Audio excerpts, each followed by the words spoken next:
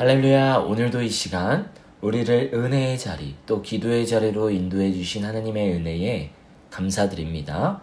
함께 깨어 오늘을 살라 라는 제목으로 말씀을 나눌 때 살아계신 하나님의 음성을 듣고 새 힘을 얻어 세상 가운데 나아가는 저와 여러분 되기를 주님의 이름으로 축복합니다. 성도님들, 혹시 중요한 약속이나 여행을 앞두고 잠을 설쳐본 경험이 있으신가요?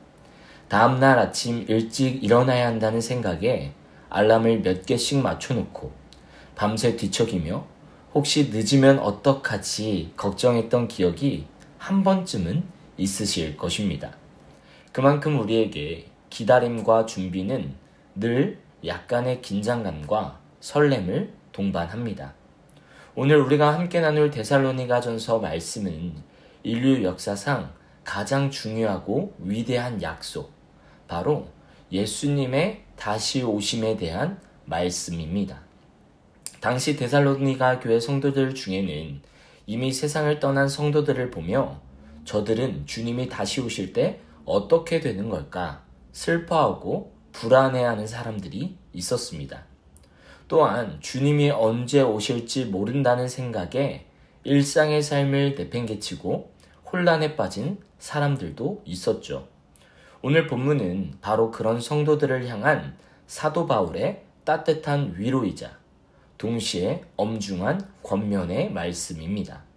이 시간 이 말씀을 통하여 주님의 재림을 기다리는 성도들이 어떤 소망을 품고 오늘을 어떻게 살아가야 하는지 함께 깨닫는 귀한 시간이 되기를 소망합니다.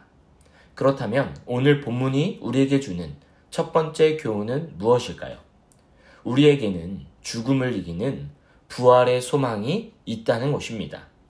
본문 4장 13절과 14절 말씀을 함께 읽겠습니다.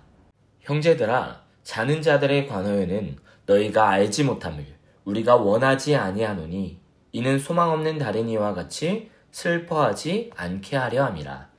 우리가 예수께서 죽으셨다가 다시 살아나심을 믿을진대 이와 같이 예수 안에서 자는 자들도 하나님이 그와 함께 데리고 오시리라. 아멘. 바울은 죽음을 잠자는 것이다 라고 표현합니다. 왜일까요? 잠든 사람이 아침이 되면 반드시 깨어나는 것처럼 예수님 안에서 죽은 성도들은 마지막 날에 반드시 다시 살아날 것이기 때문입니다. 그 근거는 명확합니다. 예수님께서 사망 권세를 깨뜨리고 부활의 첫 열매가 되셨기에 그분을 믿는 우리 또한 그 부활에 동참하게 될 것이라는 약속입니다. 그래서 바울은 소망 없는 다른 이와 같이 슬퍼하지 말라 권면하죠. 이 세상 사람들에게 죽음은 모든 것의 끝, 영원한 이별, 절망 그 자체입니다. 하지만 우리 믿는 자들에게 죽음은 끝이 아니라 영원한 하나님 나라로 들어가는 새로운 시작의 문입니다. 슬프지 않다는 것이 아닙니다. 저 또한 사랑하는 이를 보내야 했을 때 많은 아픔과 슬픔, 더 잘해주지 못한 후회 속에 가슴 아파했던 일이 있습니다. 그러나 지금의 헤어짐은 잠깐일 뿐 저 하늘 저 천국에서 다시 만날 수 있다는 사실에 다시금 위로를 얻게 되었죠. 그러므로 우리는 아픔 속에서 슬퍼하는 것은 잠깐일 뿐 다시 만날 날을 기대하는 부활의 소망 속에서 슬픔을 이겨내야 합니다.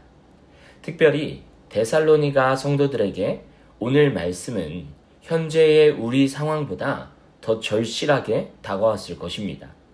그들의 상황이 어떠했습니까? 예수님을 믿고 따른다는 것은 그야말로 목숨을 건 사투였습니다. 어제 함께 예배드리던 이가 오늘 끌려갔다는 소식을 듣게 되고 사랑하던 이웃이 순교를 당하는 이야기를 들었을 때 얼마나 마음이 애통했겠습니까?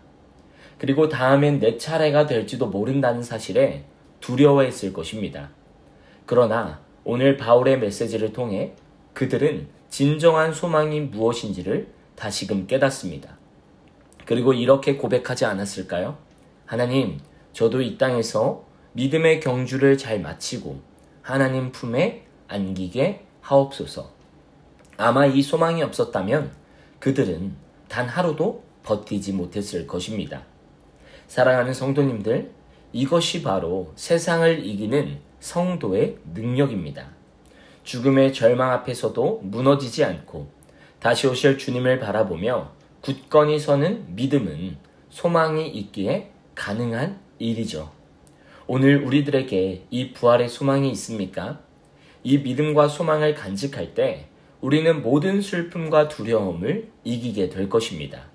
이와 같은 은혜와 능력이 하루의 삶 가운데 가득하시기를 주님의 이름으로 축복합니다. 두 번째는 깨어 근신하여 오늘을 살아야 한다는 것입니다. 주님이 다시 오시는 날이 언제일까요? 성경은 그날과 그때는 아무도 모른다고 분명히 말합니다.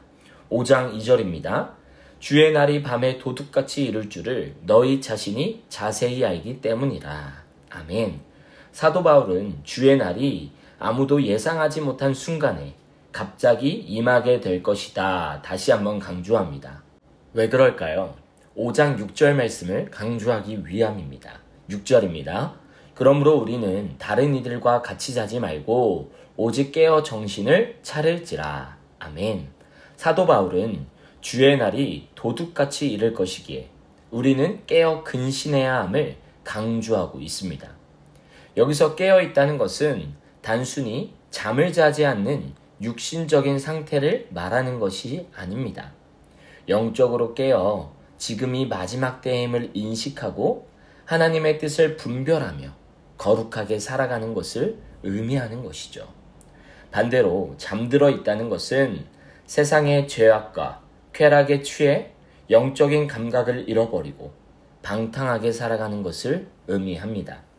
마치 시험 날짜를 아는 학생과 모르는 학생의 태도가 다르듯이 주님의 다시 오심을 믿고 깨어있는 성도들은 절대로 오늘의 삶을 함부로 살아가지 않습니다. 언젠간 주님 앞에 서서 내 삶을 결산한 날이 있음을 알기에 하루하루를 말씀과 기도로 채우며 거룩하고 정결하게 살아가려고 몸부림칩니다. 어떤 사람들은 주님이 곧 오신다고 하니 직장도 그만두고 가정도 내팽개치고 기도원으로 들어가야 한다고 극단적으로 생각하기도 합니다. 그러나 그것은 건강한 종말 신앙이 아닙니다.